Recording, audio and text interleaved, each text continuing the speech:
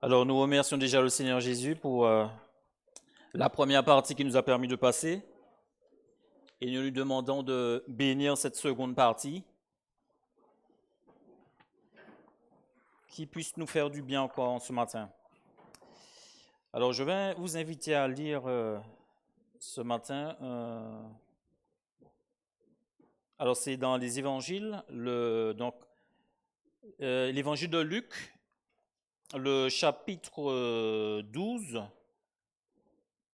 Et on va faire la lecture, du moins je vais faire la lecture à partir du verset 54 jusqu'au verset 57. Alors, donc Luc, le chapitre 12, à partir du verset 54 jusqu'au verset 57.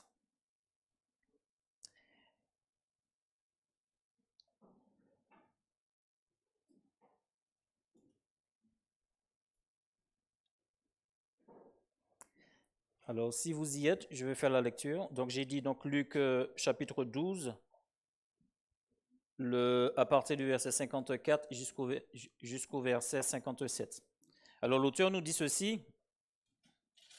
Il dit encore aux foules, quand vous voyez un nuage se lever à l'Occident, vous dites aussitôt, la pluie vient, et elle arrive ainsi. Et quand vous voyez souffler le vent du midi, vous dites, il fera chaud, et cela arrive.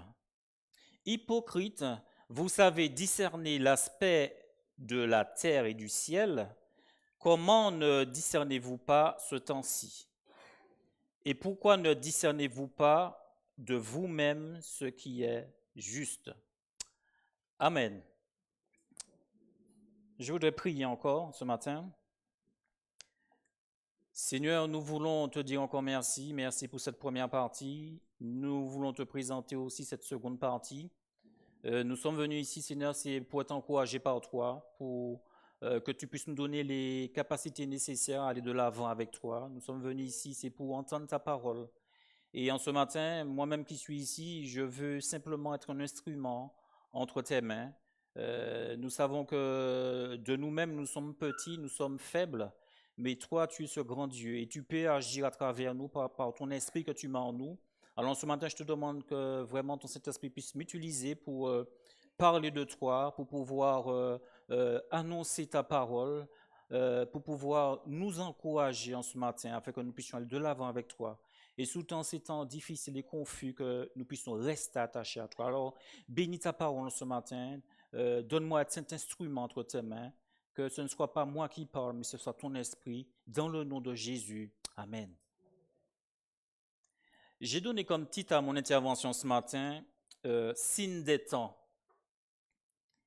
L'année dernière, a eu lieu à Sharm el-Sheikh, en Égypte, la COP 27. Alors, lors de ce rassemblement, beaucoup de chefs d'État et de groupes parlementaires, il a été question de changement climatique. Alors, tous ces hommes et femmes ont vu qu'il fallait lutter contre un ennemi. Cet ennemi commun, donc, c'était l'émission de CO2, responsable du réchauffement de la planète et du dérèglement du climat. Et une autre question peut s'imposer à nous en ce matin, mais qu'en est-il du dérèglement spirituel de notre monde? Alors, dans notre texte de ce matin, alors Jésus évoquait déjà l'habilité des hommes à prévoir le temps qu'il ferait, et cela en considérant le ciel, en considérant les nuages. Et en même temps, il se montrait, borné face aux signes de leur temps. Ils se montraient bornés face aux signes de leur temps, de leur époque. Ils ne voyaient pas que Jésus, leur Messie, était parmi eux et que le royaume de Dieu s'était approché d'eux. Et aujourd'hui encore, le danger est bien réel de commettre la même erreur en ce qui concerne le retour de Jésus et les signes qui y sont liés. Alors une question s'impose à nous ce matin, que devrait être notre attitude face au signe annonciateur du retour de Jésus? Alors ce matin, j'aimerais répondre à cette question par voir du moins trois réponses. Trois réponses par rapport à cette question. Que devrait être notre attitude face au signe annonciateur du retour de Jésus? Alors, première réponse, nous devrions porter attention aux signes des temps. Nous devrions porter attention aux signes des temps et compter sur notre Dieu. Alors, j'ai parlé en préambule de la COP27. Alors, au cours de la COP27, il a été dit que l'année 2021 a été marquée par des phénomènes météorologiques extrêmes. Alors, on parle de méga feux en Amazonie, en Californie, en Grèce. On nous dit aussi que l'année 2002 s'est révélée encore pire avec des sécheresses au Maghreb et en Europe. On constate que depuis quelques années, des records ont été atteints. Alors, ça peut être du froid extrême d'un côté, chaleur torride de l'autre côté, en passant par des pluies diluviennes. Et de plus en plus, on nous dit que la température du globe augmente. Alors, les spécialistes nous disent que si nous parvenons à abaisser la température du globe de 1,5 à 2 degrés Celsius, tout rentrera dans l'ordre. Il suffit d'abaisser la température de 1,5 à 2 degrés et tout rentrera dans l'ordre. Donc, cela sous-entend qu'en luttant ensemble, nous sauverons la planète. Si tous les hommes se mettent ensemble pour lutter et faire ce qui est nécessaire, on sauvera la planète. L'homme d'aujourd'hui n'a que faire de Dieu. Il n'a pas besoin de lui. Il pense pouvoir tout gérer tout seul. En voyant l'attitude des hommes aujourd'hui, ça me rappelle un autre homme. Cet homme, il est parlé de lui dans Genèse 10, Genèse 10, le verset 8 à 10. Cet homme s'appelait Nimrod. Alors, Nimrod, c'était donc un monarque, on va dire. Cet homme est apparu après le déluge. Donc, Genèse 10, verset 8 à 10, on parle de lui. C'était un monarque, une sorte de... La Bible dit que c'était un homme puissant. Et cet homme a été l'instigateur d'un projet commun contre Dieu. Alors, qu'est-ce qu'il a fait, Nimrod? Alors, dans Genèse 11, le verset 3, il nous est dit, ils dirent encore, allons, bâtissons-nous une ville et une tour dont le sommet touche au ciel, et faisons-nous un nom, afin que nous ne soyons pas dispersés sur la face de toute la terre. Pourquoi je parle de Nimrod? Nimrod, donc, comme j'ai dit, c'est une sorte de monarque. Après le déluge, c'est l'un des hommes les plus puissants qui soit après le déluge. Et quand on regarde la Genèse 9, Dieu avait donné à Noé cet ordre de s'éloigner et de procréer mais de s'éloigner de peupler la terre, mais parce qu'après le déluge, il n'y avait pas grand monde. Et Dieu voulait que l'homme peuple, mais il devait s'éloigner. Nimrod, lui, a dit, rassemblons-nous et construisons une tour. Donc, on voit que cet homme est allé à l'encontre de ce que Dieu avait dit à Noé. Dieu avait dit à Noé de s'éloigner, de peupler la terre, mais cet homme a dit, rassemblons-nous et construisons une tour. L'attitude de Nimrod montre que c'était déjà une prétention à l'unité des hommes. En construisant cette tour, c'était uniquement pour montrer comment ils étaient puissants et qu'ils n'avaient pas besoin du grand Dieu. Ils voulaient la gloire qui revenait à ce grand Dieu. Et aujourd'hui, nous avons l'impression que c'est à peu près le même principe. L'homme, il y a des problèmes, il y a des soucis sur cette terre, mais l'homme pense qu'il va gérer tout cela tout seul.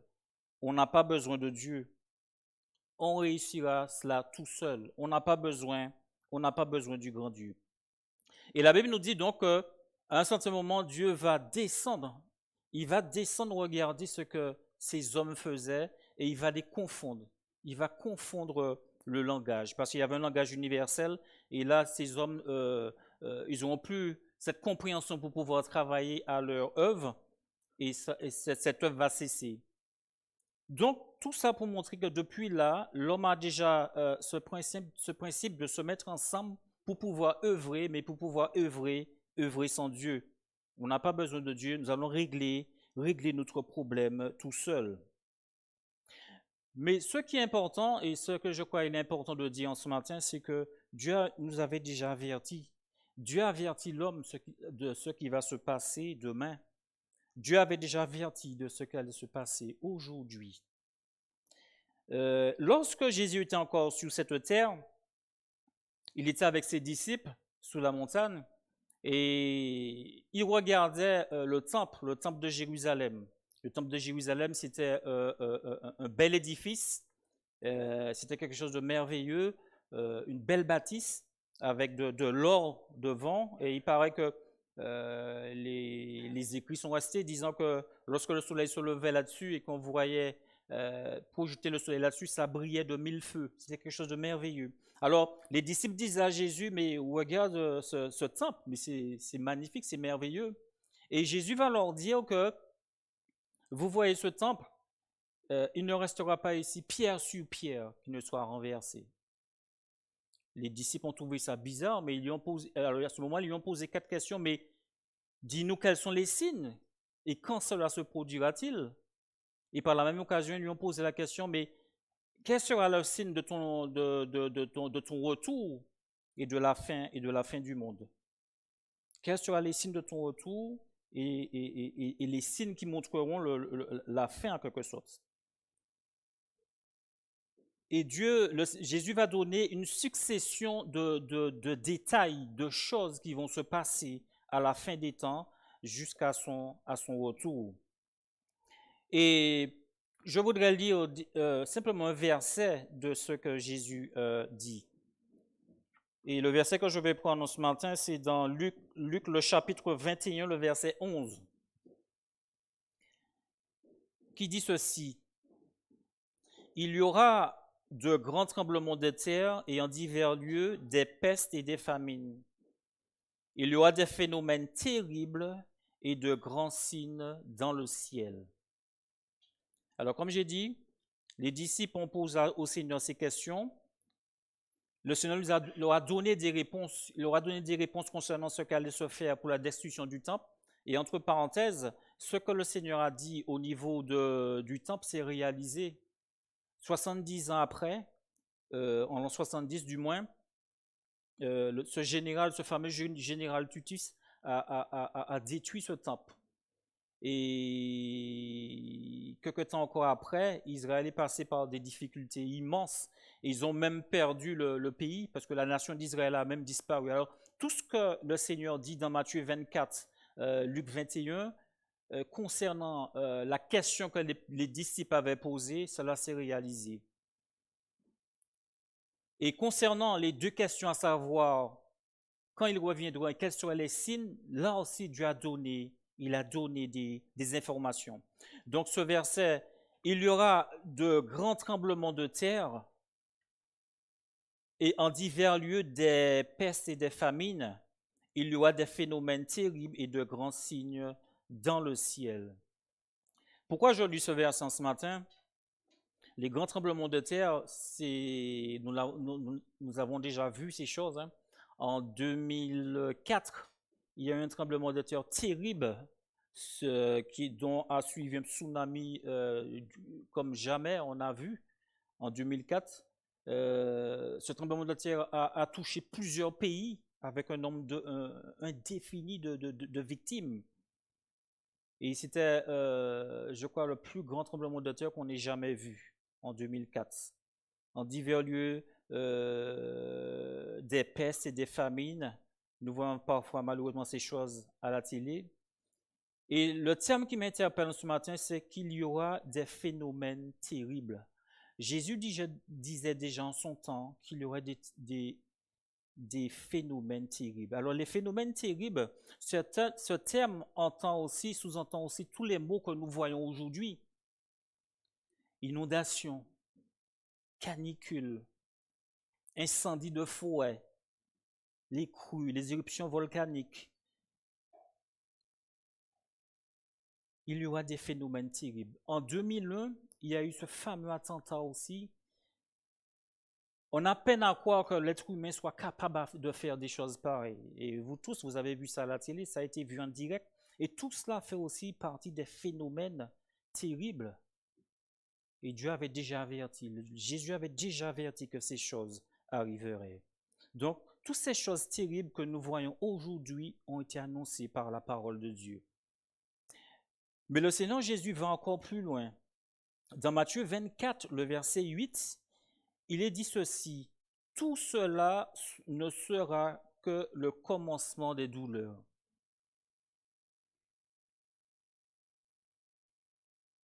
Quand nous lisons ça, le commencement des douleurs, alors Jésus parle ici, il fait un parallèle avec les douleurs de l'enfantement.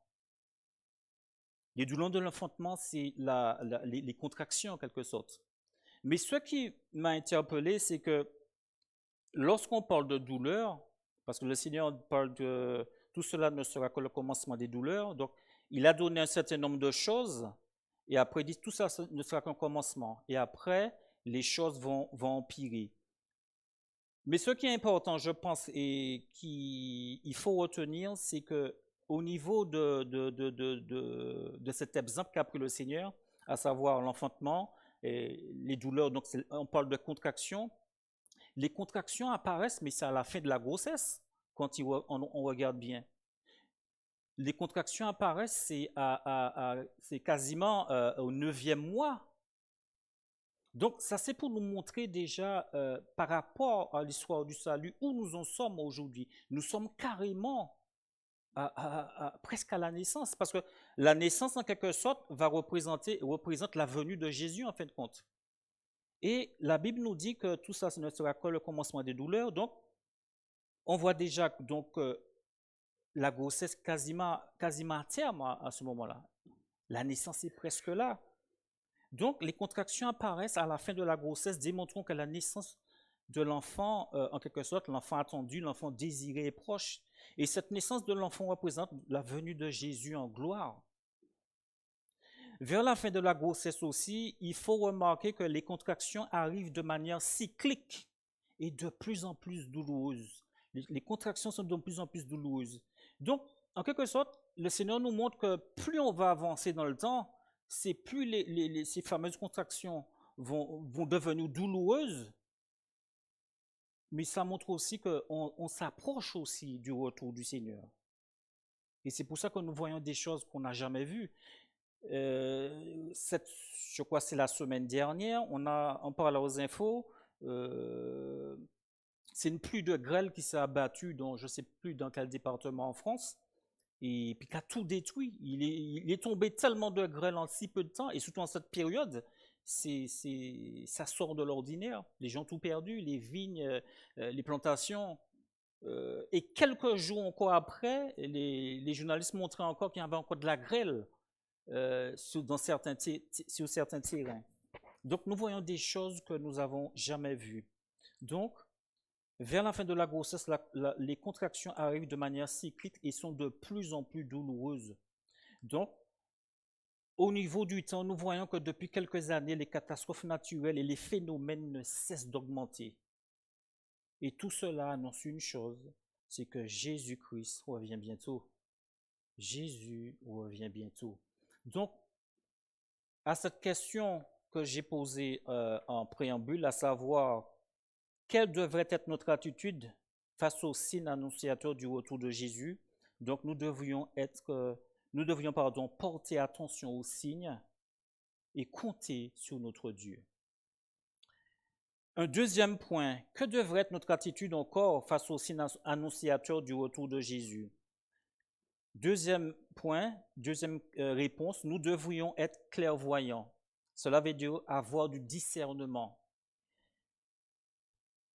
Et surtout, ne pas dédaigner le sacrifice de Jésus-Christ. Ne pas dédaigner le sacrifice de Jésus-Christ, ça veut dire ne pas rejeter le sacrifice de Jésus. Notre texte nous dit que du temps de Jésus, les hommes avaient cette habilité. Ils avaient cette intelligence pour prévoir le temps qu'ils feraient le lendemain. Cela sous-entend qu'ils avaient ce désir. Ils voulaient savoir quel temps ils allaient faire le demain. Ils avaient cette volonté. Parce que si on ne veut pas savoir, ben c'est pas grave, hein, quel temps qu'il fait demain, c'est pas un problème. Non, mais là, ils regardaient le ciel et disaient, ah tiens, ils avaient ce désir, ils avaient cette volonté. Alors que concernant la venue de Jésus parmi eux, cela ne les intéressait pas. Alors que le ciel était là, le ciel était venu sur la terre, Jésus était là, le maître de l'univers était là, mais tout cela ne les intéressait pas. Alors en lisant ce texte-là, une pensée m'est venue, mais qu'en est-il de notre monde aujourd'hui?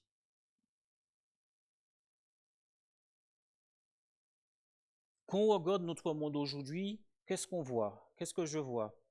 Aujourd'hui, la plupart des hommes ont tourné le dos au Créateur. Pire encore, ils le renient ouvertement. Et même certains se moquent de lui. L'homme moderne ne veut pas croire en la résurrection physique de Jésus-Christ. Pour lui, tout cela, c'est un mythe. On dit souvent que Dieu est mort. Aujourd'hui, on ne peut pas dire que l'Occident, qui était pourtant chrétien, en regardant l'Occident aujourd'hui, on voit qu'elle est en pleine décadence morale et spirituelle. L'Europe faisait partie, il y a de cela, au 19e siècle, l'Europe faisait partie du christianisme. L'Europe faisait partie du berceau du christianisme et a connu de grandes périodes de réveil au 19e siècle. Mais quand on observe l'Europe aujourd'hui, on constate un net déclin, un déclin spirituel. De plus en plus, notre société accepte des choses qu'elle rejetait auparavant. C'est inimaginable les retours qu'on a avec nos enfants à l'école aujourd'hui. Les enfants, on leur donne de tels enseignements à l'école aujourd'hui, mais c'est invraisemblable. Et tout ça, le Seigneur nous avait averti. Il viendra des temps où le bien sera appelé mal et le mal sera appelé bien. Et lorsque l'enfant dit, mais ça ne devrait pas se passer comme ça, on lui dit, non, non, non, tu as tort. Même aujourd'hui, on nie la biologie des choses voilà, un être humain, un homme, une femme, les choses sont niées directement.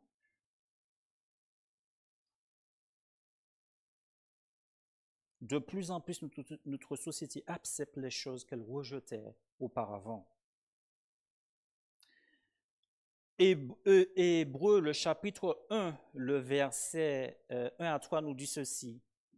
Après avoir autrefois, à plusieurs reprises et de plusieurs manières, parlé à nos pères par les prophètes, Dieu, dans ces derniers temps, nous a parlé par le Fils, qu'il a établi héritier de toutes choses, par lequel il a aussi créé le monde, et qui, étant le reflet de sa gloire, l'empreinte de sa personne, et soutenant toutes choses par sa parole puissante, a fait la purification des péchés et s'est assis à la droite de la majesté divine dans les lieux très hauts. Dieu, dans ces derniers temps, nous a parlé par le Fils. En lisant ce passage, l'impression que j'ai, c'est que Dieu parle à l'homme pour la dernière fois. Dieu interpelle l'homme pour la dernière fois encore. Dieu, dans ces derniers temps, nous a parlé par le Fils. Dieu interpelle l'homme aujourd'hui encore. Autrefois, il a parlé par les prophètes, il a parlé par des hommes, il a parlé par des femmes. Mais dans ces derniers temps, il nous a parlé par le Fils, à savoir Jésus-Christ. Jésus demeure la porte pour aller au ciel. Jésus-Christ est le seul chemin pour aller au ciel. La Bible nous dit qu'il n'y a aucun autre nom qui a été donné par lequel nous devions être sauvés. Jésus demeure la porte.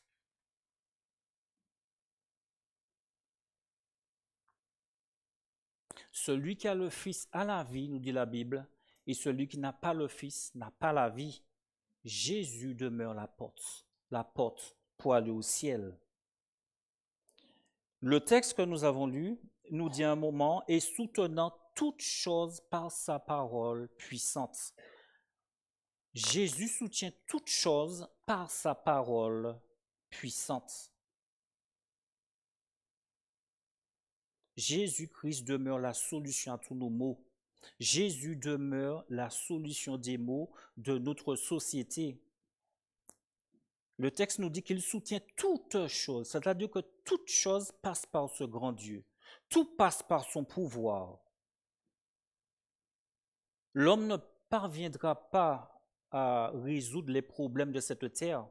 Ce sont des choses qui le dépassent. Et il pourra prendre toutes les dispositions, réduire l'effet de serre comme il voudra, même réduire la température du globe, même 5 degrés. Ça ne résoudra pas les problèmes. Les problèmes de cette terre sont un problème spirituel. Et l'homme a besoin de Jésus. Le texte nous dit que, et soutenant toute chose par sa parole puissante. C'est Jésus-Christ qui soutient toute chose. La solution se trouve en Jésus. La solution, elle n'est pas en nous. Nous sommes petits, nous sommes faibles. Nous ne pouvons rien faire de nous-mêmes. Mais le grand Dieu qui a créé toutes ces choses, lui, il peut faire toutes choses. Et soutenant toutes choses par sa parole puissante. Jésus est la solution. Les hommes ne parviendront pas à résoudre les problèmes d'aujourd'hui. Seul Jésus peut les résoudre. Et la Bible, le texte nous dit, il a fait la purification des péchés et s'est assis à la droite de la majesté divine, dans les lieux très hauts. Celui qui a créé l'univers, c'est aussi celui-là qui a porté nos péchés sur la croix de Golgotha. Et l'homme doit se souvenir de cela. Il doit se souvenir du sacrifice de Jésus. Je l'ai cité tout à l'heure, car il y a sous cette terre aucun autre nom qui a été donné par lequel nous devions être sauvés. L'homme doit là Jésus. Il l'a accepté comme son sauveur personnel. Jésus a tout accompli sur la croix. Et ses bras sont percés encore aujourd'hui, disant, venez à moi, vous tous qui êtes fatigués et chargés, et je vous donnerai du repos.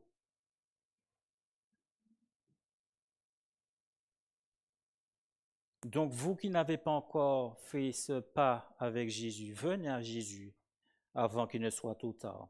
Aujourd'hui, si vous entendez sa voix, n'endurcissez pas votre cœur. Aujourd'hui, si vous entendez sa voix, n'endurcissez pas votre cœur.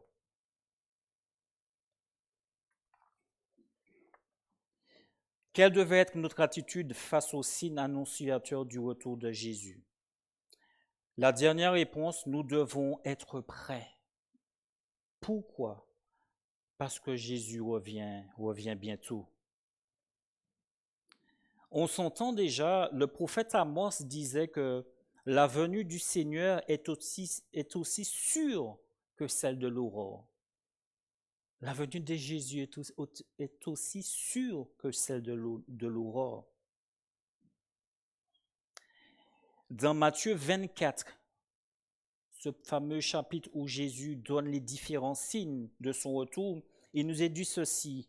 Matthieu 24, le verset 36 à 39. Pour ce qui est du jour et de l'heure, personne ne le sait, ni les anges des cieux, ni le Fils, mais le Père seul. Ce qui arriva du temps de Noé arrivera de même à l'avènement du Fils de l'homme. Car les jours qui précédèrent le déluge, les hommes mangeaient, buvaient, se mariaient leurs enfants, jusqu'au jour où Noé entra dans l'arche. Ils ne se doutèrent de rien, jusqu'à ce que le déluge vint et les emporta tous. Il en sera de même à l'avènement du Fils de l'homme. Dieu dit ce qui va se passer demain. À travers ce passage, le Seigneur nous montre déjà comment seront les hommes des derniers temps. Indifférents. Indifférents à la parole de Dieu, vivant tranquillement, insouciants. Il nous dit qu'il en sera comme du temps de Noé, où les gens vivaient sans se soucier du lendemain. Et ils ont été surpris. Ils ont été surpris par le jugement. Ils ont été surpris par le jugement. Mais concernant Noé, je voudrais simplement lire cela, ce n'est pas la peine de chercher, c'est dans Hébreux 11. Hébreux 11, verset 7 nous dit, c'est par la foi que Noé, divinement averti des choses qu'on ne voyait pas encore, et saisi d'une crainte respectueuse, construisit une arche pour sauver sa famille. Ces paroles qui condamna le monde et devint l'héritier de la justice qui s'obtient par la foi. Ce qui m'a interpellé dans ce verset, c'est par la foi que Noé, divinement averti des choses qu'on ne voyait pas encore. Dieu a parlé à cet homme, les choses n'étaient pas encore palpables, elles n'étaient pas encore visibles, mais cet homme a été saisi d'une crainte respectueuse et il a écouté la voix de Dieu. Il a construit cette arche et c'est par cette arche qu'il a été sauvé. Et Jésus dit que ce qui arrivera du temps de Noé arrivera de même à l'avènement du Fils de l'homme. Les gens vivaient sans se soucier du lendemain et ils ont été surpris par le jugement.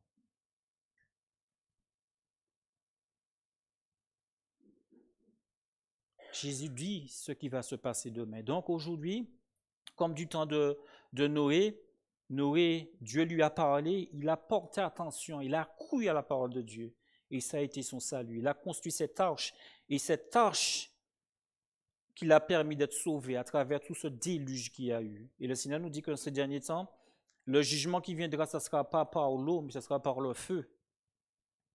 Donc Dieu interpelle l'homme. Il faut que nous soyons prêts parce que Jésus peut venir aujourd'hui. Et je voudrais lire ce texte, ce dernier texte, en quelque sorte qui montre notre attente, ce que nous attendons aujourd'hui. Nous qui sommes chrétiens, nous qui avons accepté Jésus-Christ, qu'est-ce que nous attendons? Il est vrai que la mort peut nous surprendre, on peut partir aussi, mais nous savons où nous irons, parce que celui qui meurt en Jésus-Christ, ses œuvres les suivent, et nous savons que nous avons cette espérance. Mais le chrétien attend ceci. Dans 1 Thessaloniciens 4, le verset 16 à 17, il nous est dit ceci, « Car le Seigneur lui-même a un signal donné, à la voix d'un archange et au son de la trompette de Dieu descendra du ciel. Et les morts en Christ ressusciteront premièrement. Et ensuite, nous les vivants qui serons restés, nous serons tous ensemble enlevés avec eux sur des nuées à la rencontre du Seigneur dans les airs. Ainsi, nous serons pour toujours avec le Seigneur. » Voilà l'espérance du chrétien. C'est qu'un jour, l'Église sera enlevée. Ceux qui ont accepté Jésus-Christ, s'ils ne passent pas par la mort, mais un jour, s'il a l'espérance du chrétien, c'est que Jésus-Christ reviendra chercher son Église. L'Église, c'est tous ceux qui l'attendent, tous ceux qui ont accepté Jésus-Christ pour leur sauveur personnel. Jésus-Christ viendra les chercher. Alors, ce jour-là, l'apôtre Paul nous dit dans 1 Corinthiens 15, ce sera en un clin d'œil. Il n'y aura pas de message publicitaire là-dessus disant que, attention, demain Jésus-Christ revient. Non, malheureusement, personne ne connaît cette date. Mais Jésus-Christ reviendra. Et les signes qui sont là sont annonciateurs de ce qui va se passer demain. Aujourd'hui, Dieu interpelle l'homme. À travers tout ce qui se fait sur cette terre, ce sont des messages qui sont donnés pour montrer à l'homme que vous ne gérez rien en fin de compte. Vous pensez que vous gérez, mais vous ne gérez rien. C'est Jésus qui gère. Et mettez-vous en sécurité entre ses mains. La sécurité par excellence, c'est en Jésus-Christ. Mettez-vous en sécurité en Jésus-Christ. À savoir que si Jésus vient aujourd'hui, est-ce que vous partirez avec lui? Car le Seigneur lui-même a un signal donné à la voix d'un archange et on sonne la trompette de Dieu, descendra du ciel, et les morts en Christ ressusciteront premièrement. Ensuite, nous les vivants, qui serons restés, nous serons tous ensemble enlevés. L'Église sera enlevée. Et la Bible nous dit qu'après l'enlèvement de l'Église, ça sera terrible sur cette terre. Alors les hommes disent que Dieu n'existe pas, il n'y a pas de Dieu, mais c'est à ce moment-là, lorsque cette Église sera enlevée, que la puissance des ténèbres vont se manifester sur cette terre. La Bible nous parle de la grande tribulation, ce sera des périodes terribles. Ça sera affreux, ce qui va se passer après. Donc Dieu dit ce qui va, en lisant la parole, Dieu nous dit ce qui arrivera demain. Donc puissions-nous, ceux qui n'ont pas fait, se mettre en sécurité en Jésus-Christ. Alors pour conclure, je dirais ceci. On a parlé des Antilles aujourd'hui, on a parlé de la Martinique. Moi aussi, je viens de la Martinique. Aux Antilles, quand arrivent ces fameux ouragans et qui marquent tous ceux qui, dès que vous vivez là-bas et vous entendez des ouragans, vous commencez à avoir des sueurs froides parce qu'elles deviennent de plus en plus puissantes. Auparavant, vous aviez des ouragans qui avaient des vents à 100, à 200. Aujourd'hui, certains ouragans arrivent à avoir même des vents de 300 km/h. Vous imaginez quand de tels phénomènes passent sur une île, c'est la désolation après. Donc aux Antilles, quand c'est les ouragans et que leur passage est imminent, et souvent, je parle de ce qui se passait avant, vous avez les sirènes qui se déclenchaient. Et tout le monde devait se mettre en sécurité, tout le monde devait se mettre à l'abri quand ils entendaient ces fameuses sirènes. Et ils seraient suicidaires d'entendre la sirène et de continuer à vaquer à ses occupations. Alors que le vent commence à souffler et que la pluie commence à tomber. La Bible nous annonce que le jugement arrive. Nous qui sommes en Jésus-Christ, puissions-nous tenir fermes et rester attachés à Jésus. Mais ceux qui n'ont pas encore fait la paix avec le Seigneur, puissent-ils se mettre à l'abri en Jésus-Christ. Que le Seigneur vous bénisse. Amen. Prions. Seigneur, merci encore parce que tu es ce grand Dieu, tu es le maître de l'univers. Merci Seigneur parce que tu nous as avertis de ce qui subviendrait sur ce monde à la fin des temps. Merci Seigneur parce que tu as tout révélé dans ta parole, tout ce que nous avons besoin. Donne-nous à nous tenir prêts afin que le jour où tu viendras, nous puissions partir avec toi. Alors bénis chacun de mes frères et sœurs ce matin et tous nos amis ce matin et donne à tout un chacun à tenir compte de ta parole et que ta parole puisse rester dans les cœurs, dans le nom de Jésus. Amen. Amen. Que le Seigneur